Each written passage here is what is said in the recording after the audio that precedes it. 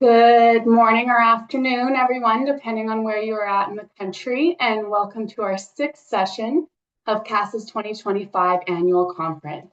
My name is Cassandra Dredger, and I serve on the CASA Board of Directors, and for my daytime job, I work in communications at BASF Agricultural Solutions. So with that, I'm very excited to moderate today's session on navigating the evolving world of traditional media and urban information landscape.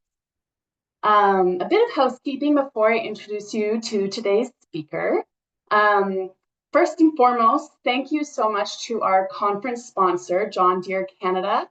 It is thanks to them that we are able to offer free registrations for the week. And we will have time for questions near the end of the hour here. So if you have any questions throughout today's session, please use the Q&A feature at the bottom of your screen. CASA staff will be monitoring these questions and will share them during the Q&A period. We are in a webinar format, so your microphones and cameras are disabled. Closed captioning is available for the conference in 20 different languages. And this is accessible by clicking the closed caption button in the control bar at the bottom of your screen. All presentations will be recorded and shared to all registered delegates following this conference. And if you require any of the conference presentation materials translated, please contact Megan Truxell. All right, so without further ado, I would love to introduce you to today's speaker, Craig Lester. Craig was raised on a mixed beef and agriculture farm in Rolling Hills, Alberta, where he learned at a young age about the vital role agriculture plays in the lives of people around the world. Craig has worked as a broadcast journalist in both small and large markets for more than 2 decades. He is a 2023 Canadian Nuffield Scholar and volunteers with the Alberta Farm Writers Association, Canadian Farm Writers Federation, International Federation of Agricultural Journalists, and the Calgary Stampede, among other organizations. So welcome, Craig. Thanks for being here today, and I'll pass it over to you for a bit here. Well, thank you so much, Cassandra, for that very, very kind introduction. Welcome, everybody. As Cassandra mentioned, I know it's good afternoon to most people, but people joining us from BC and Pacific time there, good morning to you. So let's get started here. I'm just going to pull up my slide. From a dairy in Tokyo to the desert sands of the United Arab Emirates, from a farmhand at a dairy in Ireland to modeling media systems in Tasmania, to engaging with policy leaders at the Food and Agriculture Organization in Rome, to meeting with media experts from around the world, my Nuffield Studies journey has been nothing but enriching, educational, and emotional. My name is Craig Lester, a 2023 Nuffield Canadian Scholar and owner of Rural Roots Canada, an agricultural media and communications company. My Nuffield journey spanned 15 countries over 5 continents, and I was fortunate enough to connect and learn from countless agriculture, food, and media leaders during those 2 years. Definitely an opportunity of a lifetime, not to mention a massive learning opportunity just to come and see all these different operations that were happening in these different ways, people coming from different walks of life and their practices and the ways that they engage with consumers, the media, and getting their message out in regards to how they produce food in a sustainable manner. It's definitely changed the way I view food, agriculture, media, and life. And you'll have to indulge me a little bit here. I'm going to share quite a few travel stories today because that's where my wheelhouse is, and that's where I draw all of my learnings from. I stepped off a train onto a platform in Tokyo. It was the first day of a 2-month Nuffield journey, and I wasn't sure what awaited me or if I could pull off what I had set out to do. My head was still whirling from a 7-day Contemporary Scholars Conference in Vancouver that had only ended less than 48 hours before. My guide, an agricultural journalist colleague that I had met only an hour before, and I had started off into a nearby suburb. We walked several blocks. Now, we were walking by houses, businesses. It's a suburb in Tokyo, so you can imagine in regards to that the housing and businesses were in a fairly compact manner. And all of a sudden, we stumble upon a dairy farm. That's right, an open-air dairy farm in the middle of a suburb of Tokyo. I was just flabbergasted. One moment, as I was mentioning, it's houses and businesses, and then this open-air dairy with trees and a massive vegetable garden. We were greeted by the farmer, now Mr. Masanori Isanuma of Isanuma Milk Farms. The farm had been in his family for 350 years. When Mr. Isanuma inherited the farm 30 years ago at the age of 40 from his father, the farm was in serious trouble. The community wanted the farm gone, so he met with the community in an open house to tell his story and to listen to what their concerns were. The number one issue? The odor. And it became apparent that there was a lack of understanding and a disconnect between the farm and its consumer neighbors. So the next day, he set out to work. He made a deal with a local coffee company for coffee grounds, which he scatters regularly in the pens to keep them dry and the odor down. He made a deal with the local produce processor for their food waste. Every day, he has a shipment of food waste brought to the farm free of charge to be fed to the cows. The leftovers are given to neighbors with pet rabbits. He then takes the manure with the coffee grounds and some of the food waste, which is produce, obviously, and makes compost with it, which is sold to members of the community at a cheaper rate than they can get it at the retail level. Definitely an example of community building at its finest. Mr. Isanuma has also created a walking path through the dairy, complete with educational signs for commuters who were walking to the nearby train or visiting school groups so they could educate themselves on where their milk and dairy products come from. And the ingenuity, it didn't stop there. The farmer was approached by a neighboring landowner who wanted him to rent an adjacent piece of land. At first, Mr. Isanuma said no, as it wasn't in the budget. And then he reconsidered, knowing that if the land was owned by someone else, it would be developed and possibly put pressure on the farm. So he reached out and struck a deal to lease the land. What did he build? A cafe market where he now sells his milk products and a place where farmers in the area can sell their vegetables and fruit to local consumers. It's been a resounding success. On the particular day that we visited, there was a line out the door. I didn't get a chance to even order anything because we would have had to wait too long and we had to get on to our next destination. But it's been like that apparently every single day that it has been like that since it's been opened. So from a step from having to sell the farm to having a flourishing dairy and building a strong connection to his community. Now, as I talked about, I do like to draw things from my travels. So what does this have to do with media? Mr. Isanuba's ability to bridge the gap between agriculture and consumers has resulted in local, national, and international media coverage. He is seen in the media community in Japan as a champion of agriculture and is often called up anytime journalists need an expert to talk about various agricultural issues. We'll circle back to media champions and agriculture champions later in my presentation and the importance they present in getting our message across to mainstream media. Now, Japan had a lot of lessons built in during my travels there. I learned a lot here, just as every country I visited. In the top left-hand corner here, you'll see Shibuya Crossing. Did you know that approximately 3,000 people cross this scramble every time the light turns red? A 2012 survey suggested as many as 1.5 million people use this crosswalk every week. Needless to say, I crossed it several times within a half-hour time period with my head looking skyward at all the advertising, and my head was definitely in the clouds because I bumped into people several times over. It was during one of these crossings that I had one of my biggest epiphanies of my Nuffield journey: urban information landscapes. Whether we're talking about signs on the side of the road, signs in a grocery store or mall, stories in a newscast, shows on TV connecting food to agriculture, or on social and digital media, it's all part of an information landscape. Much like the crazy number of people scrambling across this crossing on this given day, so is the amount of competition for attention that we all face in our daily lives. On the digital front, this is compounded by digital algorithms that only show people what is top of mind or what their browsing and scrolling practices are. A barrier in agriculture and food production from really cutting through that noise to the consumer audience, who is 3 to 4 generations removed from the farm, is because of all these different competition for attention. So it really shrinks our opportunity to engage consumers en masse about where their food comes from. It started to make me think about how often we truly see food and agriculture connected together in an urban environment, whether that's on the radio, out on the street, or in the grocery store, as I mentioned. Something that is seen every day in a rural lifestyle to the point that it probably registers on a subconscious level.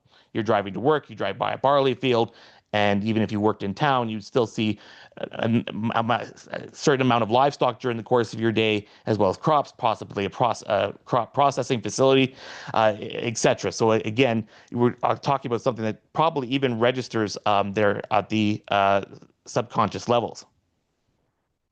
Farmers markets in urban centers are information treasure troves, row on row of people directly connected to the food they produce who are so excited to tell their story. When it comes to connecting farm practices, a group that is pulling this very off very well from the conventional standpoint are the Dairy Farmers of Canada, as well as several other dairy groups abroad. Now, yes, they have a healthy budget to pull that off, but there are other groups that are doing a really great job as well by collaborating. And I really started to draw some ideas right here in Canada, including Alberta Canola, Sask Oilseeds, and Manitoba Canola Growers coming together on a national award-winning campaign called Hello Canola. They use influencers and consumer-friendly algorithms to educate the general public about canola.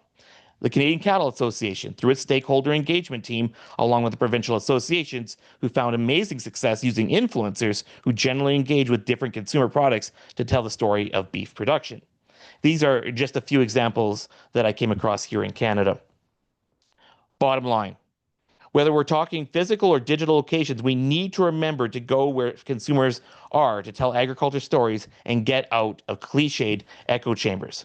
That moment in Shabai Crossing, when I was bumping into people and people were probably cursing my name left, right, and center because my head was in the clouds, it changed the way I view media and information landscapes that exist in urban centers. Before my Nuffield Contemporary Scholars Conference, where all of the scholars from my year gathered in Vancouver, which was approximately 120 people from all over the world, to talk about a definite imposter syndrome moment when you think that maybe I should have just go home at that point because I was in over my head. I was itching to get out of my studies prior to this. This landed me in Dubai in the United Arab Emirates at Gulf Food at one of the world's largest food and beverage events. I wanted to see how agriculture was being connected back to food in this giant event. After walking through massive exhibition halls after massive exhibition halls of rows and rows of exhibitors organized by country, shoulder to shoulder with people, I came to find a quiet conference room where the speaker sessions were taking place. Lo and behold, out of all the people in the world and all the groups and organizations that were speaking, who was the one that was on at that moment? The province of Saskatchewan, led by the Global Institute for Food Security, sharing their story of how they produce food for a hungry world. This speaker series was attended by journalists from all over the world. The Sask government recognized the incredible opportunity with this platform and made sure they were front and center. Throughout the entire conference, it was preached by the UAE government officials to the audience on how sustainable they were. From there, and I want you to remember that because we're going to have a bit of a different perspective from this exact same conference a few days later. From there, it was a trip out to a dairy farm between Dubai and Abu Dhabi, thanks to Alltech who coordinated that visit, to see a dairy farm in the middle of the desert where resources are scarce. And this particular company has 5 dairies in the UAE. However, it was intriguing to hear the manager of this particular dairy talk about the government's view that had been displayed at the conference and what sustainable had meant to them, and how it contrasted to the efforts that this company had to go through to bring in feed from other countries to feed their dairy cows. I believe that person had spent $1 million for a couple months worth of feed at that point, just to bring in to make sure that their dairy cows had the feed that is pictured here in the right hand side picture that you're seeing on the screen right now.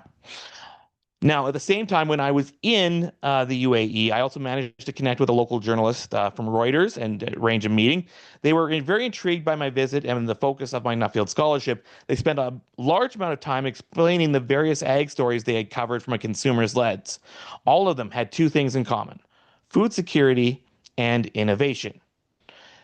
One example was the installation of irrigation in the desert and the growing several wheat fields from that. The reporter's eyes just lit up talking about that story, and apparently so did the consumers when they read this en masse on their platforms. Innovation, no matter what industry it is an attention grabber for audiences and for journalists and storytellers. It can be hard to cut through the white noise to build a show that runs long enough to really move the needle with an audience. When I was in Wellington, New Zealand, I stopped into the offices of Country Calendar. Country Calendar is a show that tells the story of farmers from around New Zealand. It's been around for 57 years. 57 years. I'm sorry, but your favorite soap operas don't even last that long. Not only had it been around that long, it was the second most viewed show on New Zealand TV behind the news. I had to ask, like, how did they make it this success and where did this longevity come from? And fortunately for myself, I was able to sit in on some of their editing and see kind of the storytelling that was going into their platforms. And yes, we can probably look at the demographic of New Zealand and see that they might be a little closer connected to the farm than, say, we are here in Canada. But it was interesting to see the connection and the way that they were able to continuously make this show popular. During the pandemic, the show had about a million, had ratings as many as a million people tuning in to every episode on a Sunday night. It was quite extraordinary to see. Now, they told stories of the farmers with the idea that their target audience was a generation removed from the farm, and yet still managed to sprinkle in some technical information that any farmer would like to tune into. Themes such as entrepreneurship, family, friends, and community ran through each of the episodes. Universal themes that everyone can relate to. And the other thing was investment in people and resources at the station. They had a person whose sole job was to go out and research and scout for stories across the country, talk with farmers, and find those unique stories that would really hit home with a large audience. That's rare in this day and age where media companies are trimming their workforces and there's less time and headspace for journalists to deliver the same amount or more content than they have in the past as consumers continue to be hungry for content. They also had storytellers to go out into the community to interview with the farmers and the TV producers, writers, and editors to make sure the stories would hit home. We need others to tell our stories. However, to get others to accurately share our stories, we need to understand the obstacles they face in their daily jobs and why agriculture is not in the news or other media as frequently as they should be. On another trip, I was fortunate enough to meet with the BBC's Rural Affairs champion when I was in the UK last June. Aside from overseeing programs like Farming Today and the Food Program and several others, this person also acted as an advisor on all content that involves rural affairs and agricultural content across the BBC network.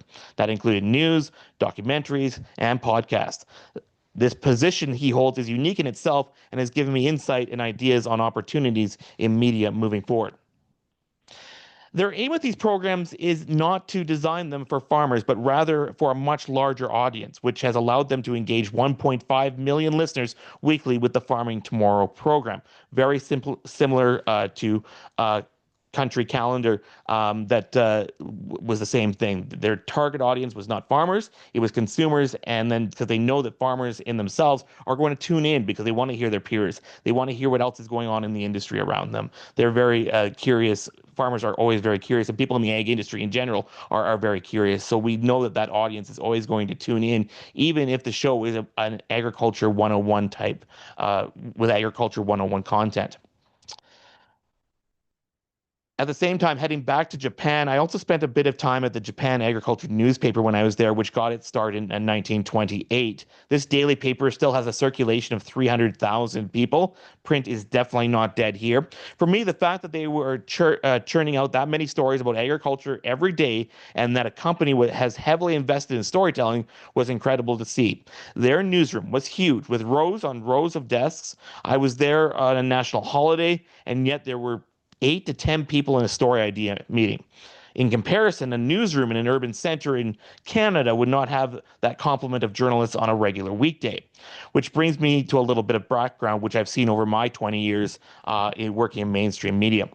Mainstream newsrooms in Canada are shrinking. Print, TV, radio, it doesn't matter what platform we're talking about. Reporters are still being asked to produce the same amount of content or more than before, meaning they are doing the job that 2 or 3 people may have done.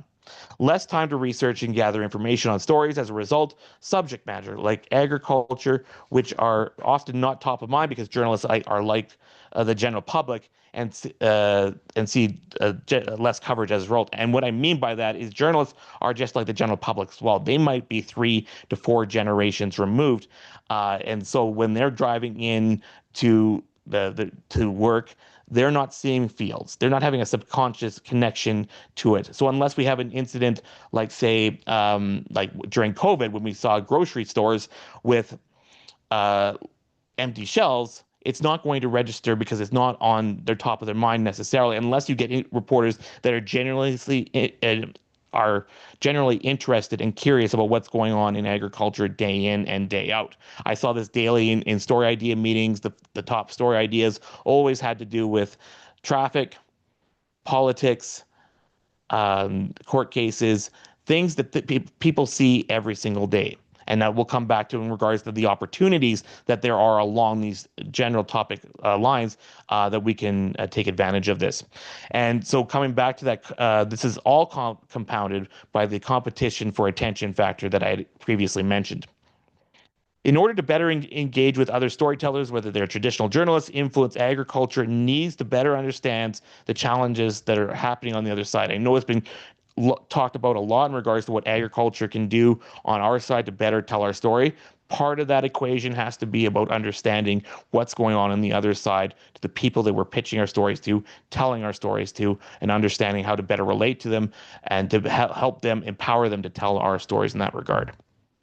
One of those things comes back to champions. There's two type of champions that I've identified in my Nuffield report, and one is agriculture champions, and the other one's media champions. I met so many agricultural leaders during my travels, and I continue to see them every single day here across the country. They love telling their stories about how food is produced, and I can talk about people all day and their stories. But I have two that I'd like to share. The first one is Peter and Paula Hines, pictured here in the middle. As Pete would say, "Be authentic, tell it how it is." He doesn't mince words. He doesn't pull punches. He writes for a major mainstream paper in Ireland, as does his wife, at a competing mainstream paper, and both of them tell it how it is. They don't sugarcoat it. They tell exactly how it is. And I was very fortunate for a couple of days there to be able to work on their dairy farm and be able to hear their stories in regards to how they like to engage with consumers and tell people about what things are going on. Uh, Being able to hear this story while working alongside them on their milking platform and watching them show their award-winning dairy cows at a local agriculture show in Kilty was quite an experience. Now, as I said, they're both very unique in that they're farmers and they have a secondary job that is about telling their story in mainstream Irish newspapers and being able to do that effectively. Those two papers are the Irish Independent and Irish Examiner. They even had Rick Steves tours stop at their farm weekly prior to the pandemic. Now, if you know who Rick Steves is, I watch this show quite a bit, and Rick Steves does like to talk about food quite a bit in his show, sort of thing. And they have taken advantage of this and used his tours in the past to help educate consumers about where that was. And literally, it was just about them sitting down, engaging with the public, finding ways to educate people about this. So while we were talking, we chatted about a lot of things, as you can imagine, over these couple of days as we were milking their 140 cows. They got their starts on social media in about 2017. And they came back to that message in regards to from the moment they started on social media, they did not sugarcoat anything. They used money to raise money for charities, including mental health and international opportunities that have come because they were telling their story. I obviously enjoyed thoroughly getting my hands dirty on the farm there while being able to listen to this. And the other example is obviously more on the corporate farm level, and this was Morton Co., which is one of Australia's largest producers of grain-fed cattle. I visited their largest feedlot, Grassdale, which is located in central Queensland. On top of having cattle, they were heavily into crops, had a fertilizer production facility at the feedlot, a de-huller and a de-oiler, making sure that the operation was diversified. But what interested me the most is that they had a communications division with their administration office in nearby Toowoomba, a person with the time and headspace to be proactively talking about what and how Morton Co. is producing food to feed their communities, the country, and the world. One of the biggest issues I hear about from farmers is how can I have the time and headspace to put together stories or communicate what I'm doing with my peers and the general public after a long day of the farm? And I'm sure we can all relate here in that there's a lot of things that are on your plate, not only with the farm, but what goes up beyond that in regards to your family life. Kids have soccer, clubs, activities, there's groceries, bills to pay, and that's just the tip of the iceberg in regards to the things that we see every single day. The bottom line, the champions of agriculture are everywhere we turn. Sometimes they just need a helping hand telling their story, whether it be a communications person, an organization with a storyteller and connector on their staff, or a group of producers who come together to share the load of telling their stories. And I've also talked to organizations, some of the ones that have sponsored me in the past, is be proactive with farmers so that when farmers are approached by the media from the other side, the farmer can come back and say, hey, I'm interested in talking, but I need a little bit of assistance just in regards to making this all come together, making sure I have all the facts I need, making sure that I'm well prepared for this interview. Going back to the digital side, which we are definitely have morphed into in the last couple of years here on what another huge stop of my trip was in Tasmania. A last second stop that came about because of a fellow Aussie scholar who was telling me about some fascinating media modeling system work. Therefore, helping communicators share the stories of their controversial and misinformed topics, such as their salmon industry. I quickly saw an application for this here in Canada around conventional agricultural practices. And I thought to myself, like, literally, this is to give you an idea. Um, Here's an idea that literally what they would do is they would take all the information from a newspaper and media sources, put it into a computer, find the commonalities. What were the common words that were coming up? Which common words were coming up over and over and over, and triggering responses that were whether it was a disconnect in what was happening, a sensitive subject from a consumer standpoint, what there was limited information on, and it was very fascinating for me to see that. And so what they have done is they've actually built this AI system to help them navigate when they're building their news releases, to understand where consumers may be missing a bit of information, where the sensitive points are, what the wording should look like to help consumers navigate and understand that. So it was just another fascinating takeaway from all of this. So I talk quite a lot in regards to my different travels here, sort of thing. But I did want to take a few minutes here to talk a little bit about some of the takeaways, some of the themes that came away from all of my travels here. So mainstream and traditional journalists cover agriculture when there is a crisis. Right now, there's actually four. I've listed three on the screen here. There's actually four. So there's environment and climate change. There's food security, food transparency, and the fourth one that I've kind of identified in the last year to 2 years here that's had an effect is policy, as we are seeing with the U.S. tariffs of China.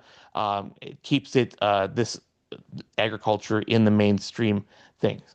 What can we do with this? Obviously, we continue to need to have strategies in regards to how are we utilizing these crises, and then not only properly responding to them in mainstream and making sure that everyone that's talking about these industries is on point and we have the proper information going across, but we also need to be proactively taking an opportunity here.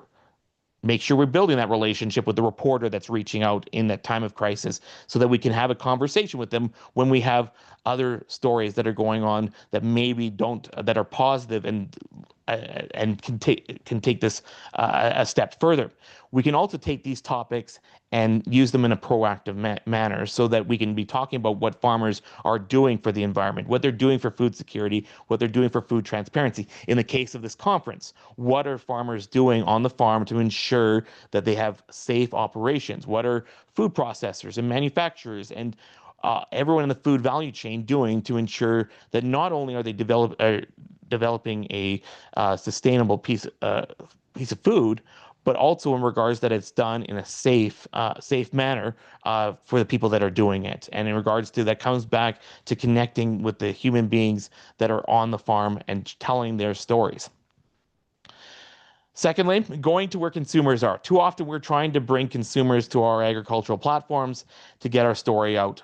As I was talking about earlier, There is so much competition for attention out there at this time that I find that literally keeping someone's attention on a story, especially if agriculture, can be difficult, especially if we're not speaking to them to relate in regards to what we're talking about, and that can literally bringing it back to an issue of food, bringing it back so that it's relatable. So, what theme do you think is relatable in regards to, well, farmers obviously adhere to safety standards that are similar that you see in an urban business setting, showcasing those standards that farmers are taking to make sure that they keep themselves and their staff safe is important, because again, we want to continue to build on social trust. As several surveys have shown over the years, is that consumers do trust farmers, and so getting the farmers out people who are producing food out in front of audiences is very important, just in regards to it, because we know that consumers are going to listen to what farmers have to say in regards to that. The third thing, influencing journalists and consumer ecosystems, that comes back to what I was talking about with the urban information landscapes.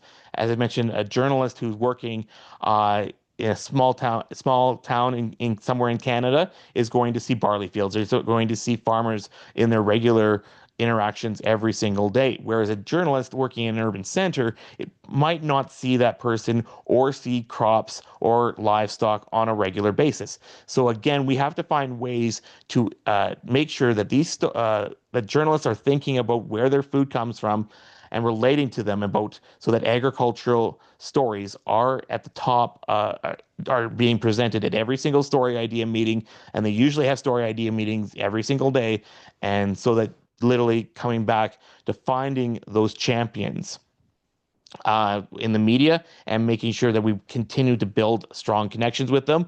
And as they always say, is once you influence one journalist, especially in an urban center, you will see a story multiply like rabbits. So you'll see one person have the story, and it's kind of like FOMO. Other stations don't want to miss out, so everyone else will also copy that story. So it literally creates a trend about growing that. So again, how do we get there? One of the organizations, as Cassandra mentioned, I belong to the Alberta Farm Writers Association. We have a legacy project where we are working with communication students and journalist students from across the province to provide them with the opportunity to connect with other journalists, to see the careers in agriculture, the importance of talking about agriculture and food production, and what that is. And so planting that seed, so to speak, to ensure that we can have those people in those story idea meetings generating it. And that goes far beyond traditional news media. That in this day and age, especially as media evolves, we are seeing more and more situations where we have podcasters and bloggers, and it's important to have as many people out there saturating the media landscape with stories like this, because it all feeds off each other, sort of thing. Second, a story idea is planted out there, as I mentioned, you'll see lots of different people replicate the same story or find ways to forward that story. How do we do this? And I think I come back to this, and I've come back to this point probably time and time again, no matter what I've been talking about, is that time and headspace. And I think we can all relate to that. Doesn't matter what we're doing, the more time and headspace we have to do something, the more time we have to think about how we can deliver it creatively, how we can relate to our audiences, how we can do it consistently. And so I think that consistent piece might be the biggest part of that in regards to connecting with people, is reinforcing that message. I always say, when you're doing a presentation for someone, especially I think back to my school days, you have a presenter come in one day of the year, and you're like, oh, that was awesome. But by the end of the school year, you may not remember exactly that presenter unless they made a great impact on you. I always come back to the point that the more we put it in those presentations, more media we see, the more likely is going to start registering on a subconscious level, so that people are not only thinking about it when they are when they're necessarily at a restaurant, or when they're thinking about it in their everyday life, when they're at the grocery store, for example. So, how do we create time and headspace? And I think the biggest thing that I've come back to is this can really fall on organizations and industry to help create. They have the expertise on their staffs to help farmers and producers connect, especially small stake farm holders who may be doing multiple different things in regards to have not or the resources on their farm to necessarily be able to carry out everything, which is always the biggest thing is coming back to is we have a lot of people, especially in the generations that are coming up now, that very much want to get out and tell their story, and they're very good about doing it on social media. Let's help take that to the next level. Let's help engage people and give them the time and headspace to help them do that. And that might be different. That might look different from organization to business in regards to how they do that. Everyone's got different mechanisms and different expertise and different ideas in regards to do that. Again, it really just comes back to the question: is the farmer having the time and place, and is the organization got the time and headspace to tell agriculture's story in that regard? I think the last thing I want to touch on, and I didn't talk about this during my presentation too much, was in regards to the impact on mental health. We talk so much in regards to getting our message out and getting it across to consumers about how important it is, that the food we are doing is produced sustainably, it's done safely, and we don't talk so much in regards to the mental health that media can have on people. And I think this is so imperative. I was fortunate enough to visit the University College Dublin when I was in Ireland, and I think one of the things that I took away from there was a study that they did on mental health, and they were looking at the causes amongst farmers and producers, and the number one was policy that caused suicide ideation. Number two was media. And I found this so fascinating because for someone that's worked in media for 20 years, and obviously, you try and take the utmost care and to be factual and correct and when presenting stories, but sometimes over that course of time, you forget just in regards to how much words can hurt and have a lasting impact. As we all know, the industry has a lot of narratives that it's always trying to get information to counter against that. But imagine, a farmer is dealing with the tariffs from China, for example, and trying to make sure that they have enough money coming in to deal with that. And they turn on the radio, and all they hear for the first 10 minutes is talking about the China and the tariffs and the politics that are going on. That all can add up. I think I was kind of really humbled by this moment, seeing this in regards to the impact that we have. And again, it came back to the question I constantly get asked. It's like, well, why does this matter, Craig? And I had this while I was writing my report. Why does this matter? And, I think the important thing is that we need to make sure that we have positive messaging going out there, not only for the consumers, but to help know that the people that are producing the food all the way through the value chain, that there are that the positive messaging is getting out there and being reinforced in regards to that. As we can relate to one of the reasons agriculture might have be more susceptible to the mental health implications is regards to attachment to place.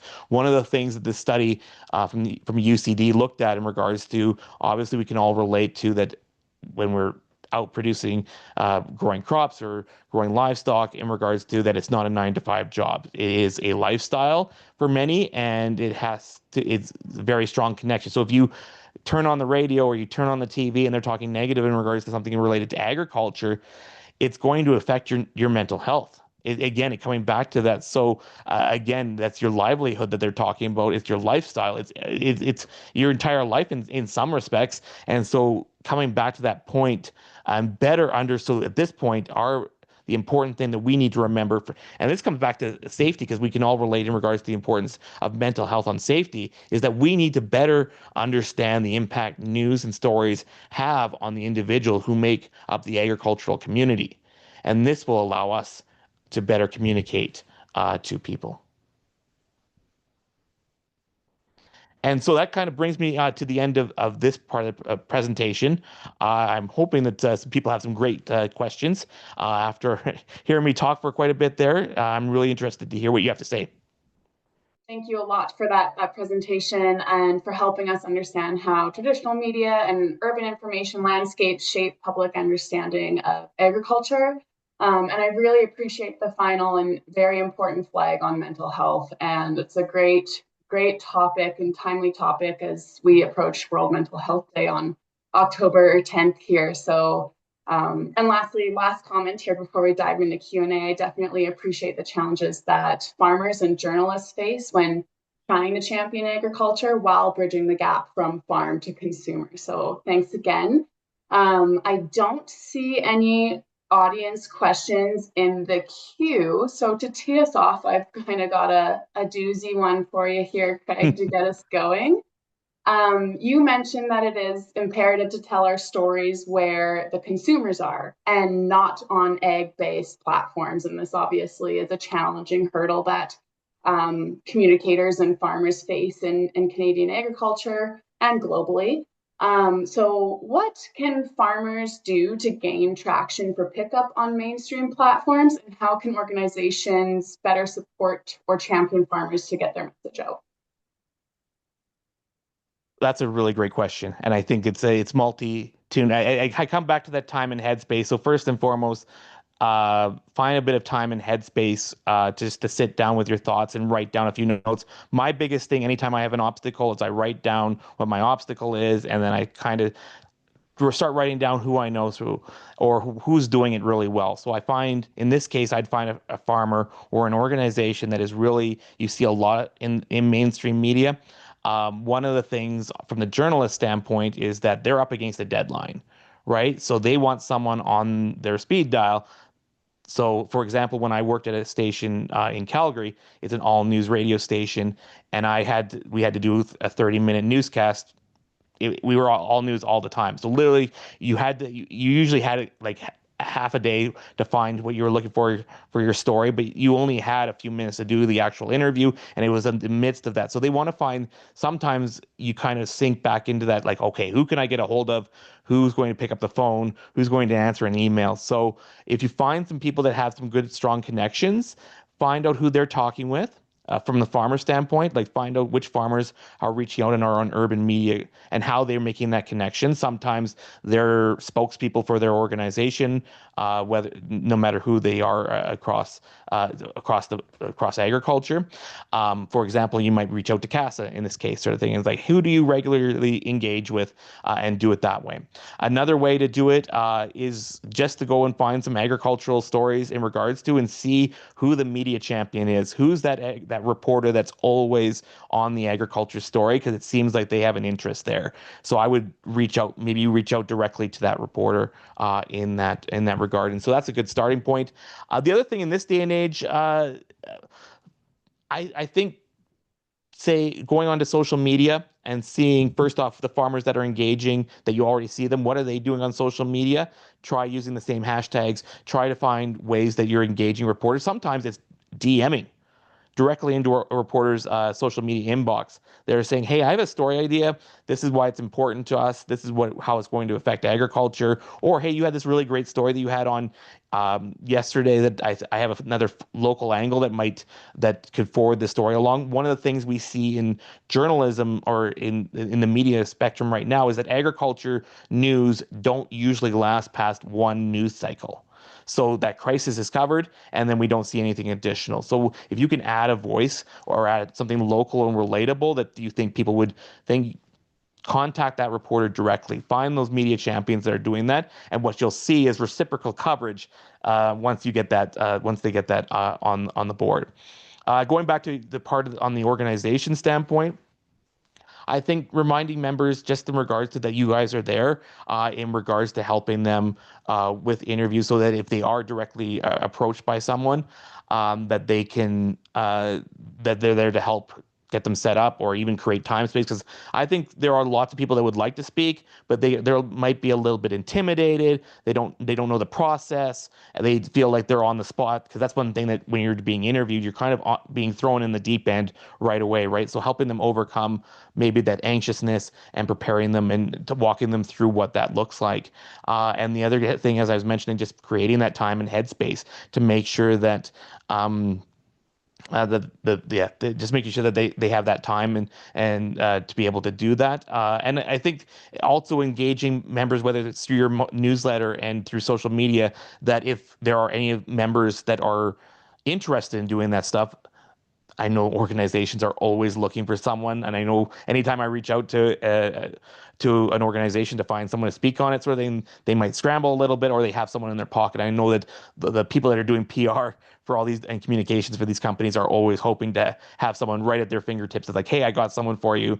Here's their number, and away you go, sort of thing. And it also gives you that opportunity to give them proper media training and just an opportunity to so that they don't necessarily get thrown in the deep end, that they can wade out into it and tread water without having to, the anxiety that goes with it.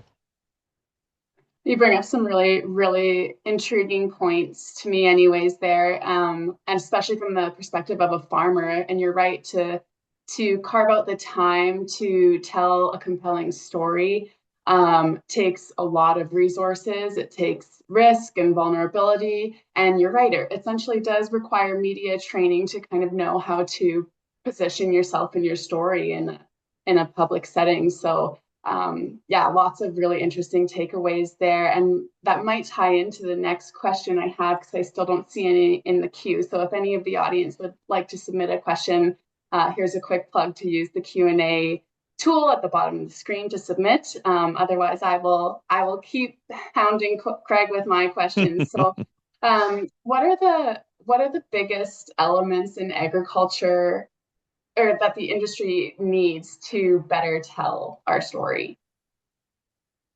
Oh, wow. That's a good one. It's a pretty robust one. And Yeah, and I could go probably in a number of different directions with it. I think we need to. I have seen a definite growth in the industry and over, say, the last decade, probably decade plus, in regards to the industry recognizing that that they need to put more effort and resources into this. Sometimes I wonder, and I think this came across during my study a little bit, was that, agriculture does a really great job when you compare it to, say, forestry or steel or other manufacturing industries, in regards to how many podcasts can you find on steel or automobiles? Like I don't spend a lot of time in that headspace or looking on different platforms for those type of platforms or for those type of content.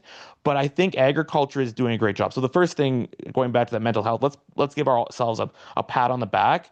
See what we're doing really well. I think so much we spend a lot of time talking, a lot of circles. Oh, we need to do better. We need to do better. Well, first off, start off with a spot where we're like, hey, we're doing a really great job. This is where we are. This is where our podcast is doing. And this is where our content is going. So on that note, sometimes it's not about producing more content or getting more stuff out. It's making sure that it's pointed in the right direction. We are really good, and I know a lot of people have heard this on a lot of different sessions, because I have, is that we're really good about talking about our industry amongst ourselves. And so going back to that point about getting out of those echo chambers and making sure that we're pointed towards consumers and finding those platforms that maybe journalists are on and reading and in an urban setting, and trying to get those stories so that we're not just playing defense, but we continue to play offense and being proactive. So we're not just in the news when there's a crisis, especially with around the environment or policy or food security, like we saw during the pandemic, that we can stay on that. So I think we have one, just first off, pat ourselves on the back. Two, I think the biggest thing is making sure that we are pointed in that right direction. And three, and I sound like a broken record, that time and headspace that we need to continue to create to unleash that creative soul that is within the agriculture industry and then continue to empower. And I think that comes back to organizations and individuals empowering journalists and storytellers to get out. And sometimes it's not always about money, it's about creating that opportunity. And I go back to the Canadian Cattle Association. They found some people that were influencers that who typically wouldn't cover cattle, and then empower them to come out and tell that story from there. So finding people that are really up for that and empowering the journalists that are in the industry and spending the time in the industry every single day to find ways to get out and help empower them in that direction. And that's such a great way to really bridge the gap from farm to consumers, to have those folks come and engage that are, looking at the story from a 30,000-foot view. Yeah, lots of really interesting takeaways there. Thanks, Craig. We do have a submitted question, so I'll read it out here. With farm safety often seen as a niche or internal industry issue, how can we craft safety messages that not only gain traction in traditional media, but also resonate emotionally with urban audiences and inspire real engagement? Okay, that's a I'll really good read one. it again. Yeah, so I really come back to very universal themes that everything has. And so again, I'll come back to the crafting part of it second. But what journalists are really going to find out, the number one thing is local. I mean, their audiences are going to engage with things if we can find local people talking about it, and to make sure that it's eye level. So why is a consumer, or why is the audience in general going to care in regards to this? Again, I always start. I'm going to refer to my friend Terry Andrea, who always says when you're talking about agriculture, you need to start with people's stomach, and you start there and work backwards. And that's in regards to how you're going to be able to engage, I guess, a mainstream journalist in regards to that. So in regards to crafting those safety messages, in regards to safety within the agriculture industry itself, is why is it important that farmers are safe? Well, obviously, we need to be producing in a safe manner, but we need to make sure that everyone. I think in general, people want to hear that everybody in the country is being taken care of. Everyone's being that human emotion and that connection to it. So literally, if it's a safety message that you're trying to get across, I honestly come back to the fundamentals, the local. Who's the person? Who's the person that we're talking about? So if we have a message that we want to talk in regards to how farms are making sure that they dispose of chemicals safely, that they're handling safely, or if they're operating machinery safely, is like, who are the people behind doing this? And I think that's where people really come back, and you tell that person, tell the audience in regards to that person's story. And I go back to what Country Calendar was doing, is they had this amazing farmer. She had built out a massive sheep farm on her own, and she talked in regards to about her safety and the importance it was to her family. But first, they started at a point that was relatable, talking about the entrepreneurship, her family, in regards to what she had built, in regards to why it was sustainable, in regards to how they were handling their livestock and the safety measures that they took. So the safety message itself might not be right at the top, but it's engaged almost subconsciously as a secondary message. So it's kind of a creative way in regards to getting that message across. Right, great point. It's and it brings up the topic of just being mindful of safety all the time and constantly weaving it into your communications, so it always has that subconscious presence. Interesting.